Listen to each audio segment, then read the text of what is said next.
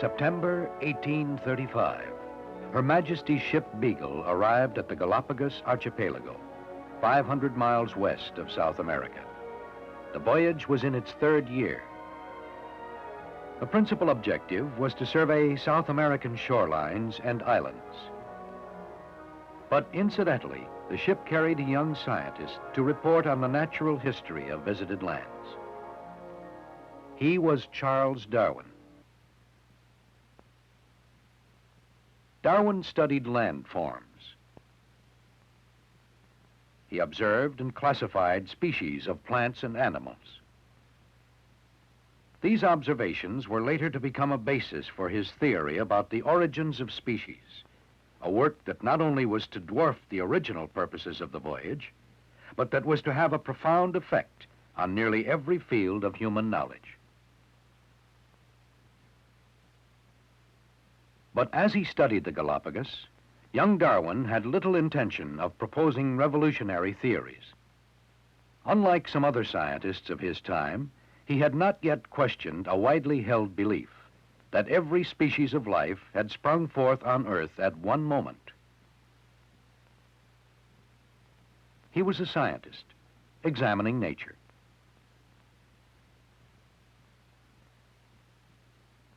Among the first things Darwin noticed was that the Galapagos were volcanic islands. Never attached to the mainland, they had been thrust up from the bottom of the sea. Yet the islands had life. One kind of plant, he noticed, was a low-lying bush. Another, a great odd-looking cactus. Several species of huge tortoises, found nowhere else in the world, inhabited the islands. And there were two species of lizards. One of these, the world's only swimming lizards.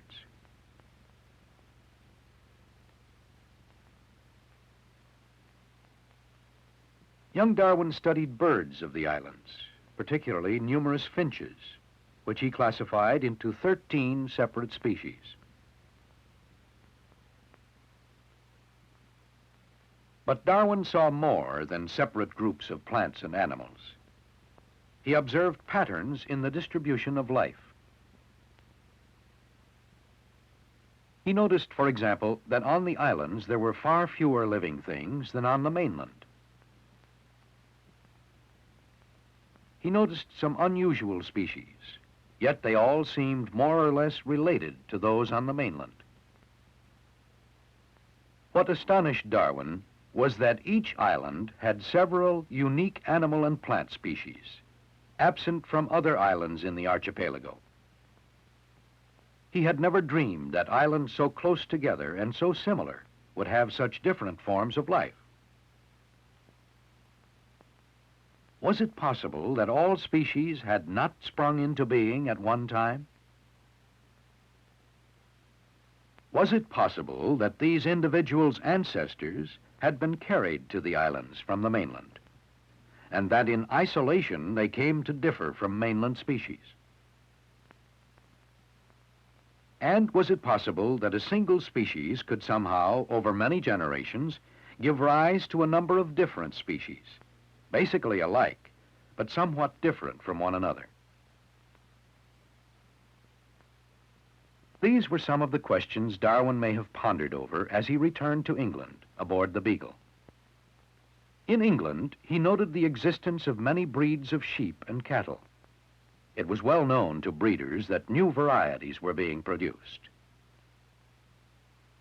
Similarly, he noted the existence of many breeds of dogs. It seemed unlikely to Darwin that each could have been separately created. He made a thorough study of the many breeds of domestic pigeons, and he found that breeders agreed all existing breeds had descended from a single ancestral type.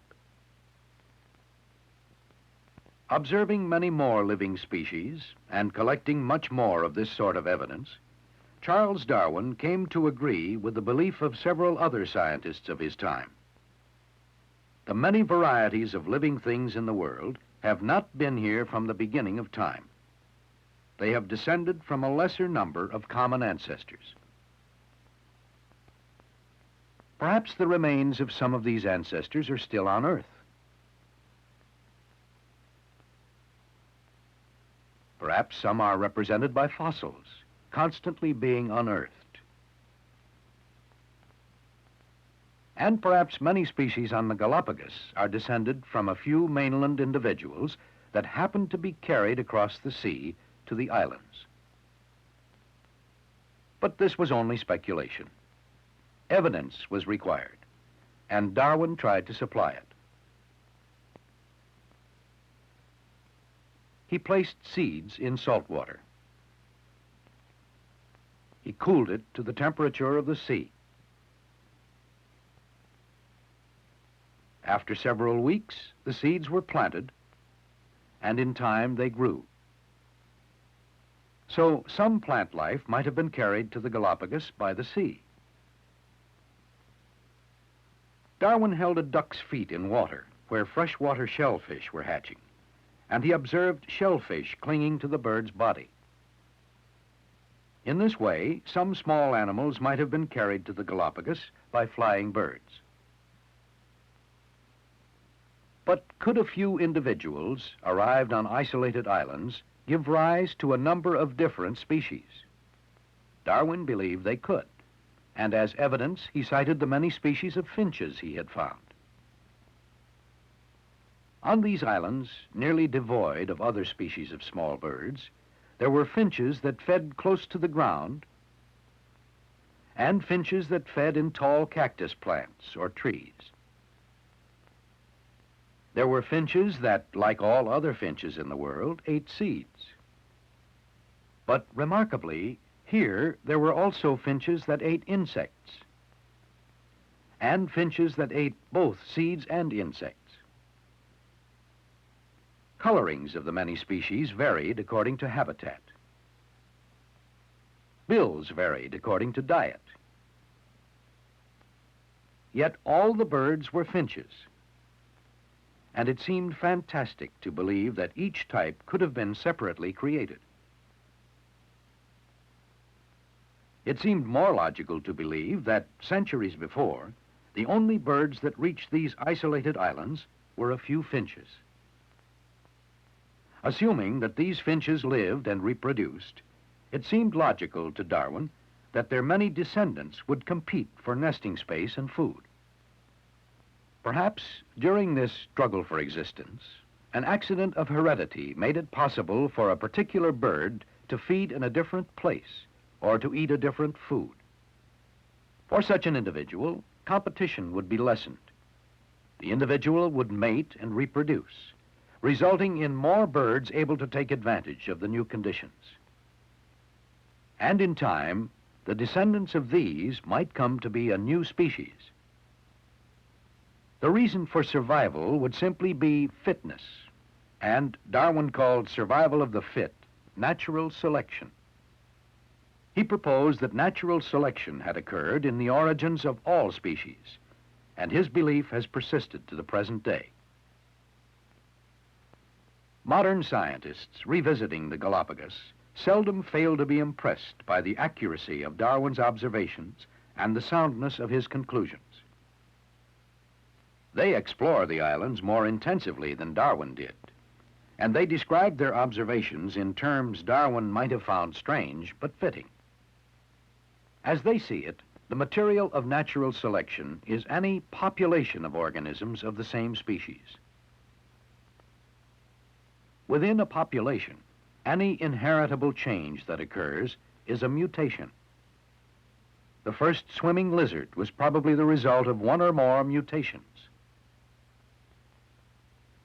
A mutation that increases fitness to survive, as swimming does, is an adaptation.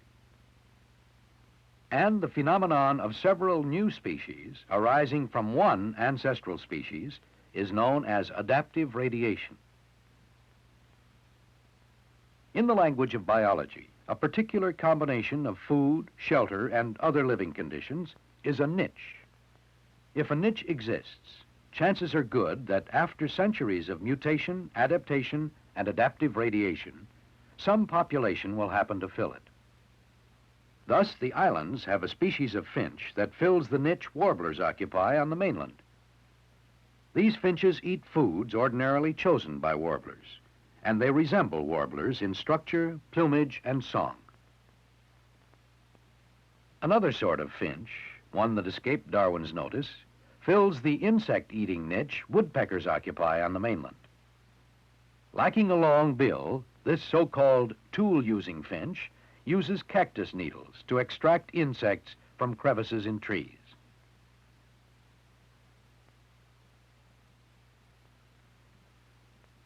Still another niche is filled by a species of flightless cormorant. Though most cormorants fly, this species is adapted for underwater predation. Plant adaptations are equally common. On islands with no tortoises, the opuntia cactus grows as a short plant. But on islands with tortoises, the cactus grows tall and tree-like.